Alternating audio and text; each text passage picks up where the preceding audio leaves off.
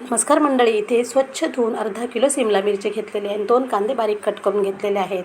आता कढईमध्ये 2 चमचे तेल आणि 4 ते 5 लसूण ठेचून घालूया. त्यानंतर यामध्ये 2 कांदे बारीक कट केलेले 4 ते 5 मिनिटं परतून घेऊया. आता यामध्ये 1 मोठा टोमॅटो कट करून घालायचा आहे. टोमॅटो नरम झाल्यानंतर पाव चमचा हळद, होममेड मसाला 1 चमचा, लाल मिरची पावडर 1 चमचा व्यवस्थित तेलामध्ये मिक्स करून घेऊया.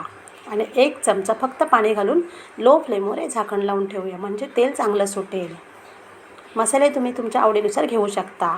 आता कट केलेली सिमला मिरची यामध्ये ॲड करूया आणि चवीनुसार मीठ घालूया. आता हे व्यवस्थित मिक्स करून झाल्यानंतर ह्यामध्ये जास्त पाणी अजिबात घालायचं नाही आहे. 2 चमचे फक्त पाणी घालायचं आहे आणि वाफेवर शिजवून घ्यायचे आहे. ताटामध्ये पाणी ठेवूया. लो फ्लेमवर 5 ते 6 मिनिटांमध्ये भाजी छान शिजलेली आहे. आता आपण यामध्ये अर्धा कप ओलं खोबरं आणि 2 चमचे शेंगदाणा कूट घालूया, भाजलेला शेंगदाणा कूट, आणि 2 मिनटं झाकण लावून ठेवूया. तुम्ही हे दोन्ही घालू शकता किंवा दोघांपैकी एक घालू शकता, खोबरं किंवा शेंगदाणा कूट. कमीत कमी साहित्यामध्ये मस्त अशी भाजी तयार आहे. ही भाजी भाकरी, चपाती, भातावर सुद्धा खूपच छान. तुम्हाला भाजी नक्कीच आवडणार. आवडल्यास लाईक करा, चॅनल नवीन असेल सबस्क्राईब करा. धन्यवाद.